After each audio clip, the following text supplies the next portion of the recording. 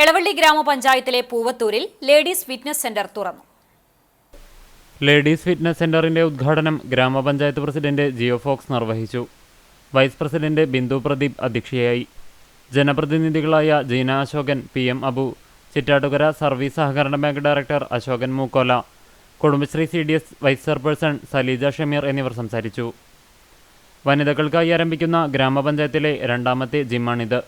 Poovathur bus stand കെട്ടിടത്തിൽ പഞ്ചായത്ത് ജനകീയാസൂത്രണ പദ്ധതി പ്രകാരം നിർമ്മിച്ച ഹാളിലാണ് ജിം പ്രവർത്തിക്കുന്നത്. പഞ്ചായത്ത് 2024-25 വർഷത്തെ ജനകീയാസൂത്രണ പദ്ധതിയിൽ ഉൾപ്പെടുത്തിയാണ് ജിമ്മിലേക്ക് ആവശ്യമായ ഉപകരണങ്ങൾ വാങ്ങിയത്.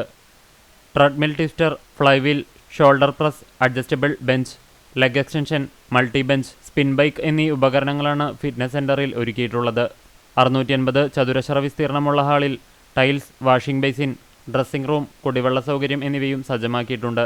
വൈകിട്ട് 4 മുതൽ 7 വരെയാണ് പ്രവർത്തന സമയം. രജിസ്ട്രേഷൻ ഫീസ് 250 രൂപയാണ്. പ്രതിമാസ ഫീസായി 250 രൂപയാണ് നിശ്ചയിച്ചിട്ടുള്ളത്.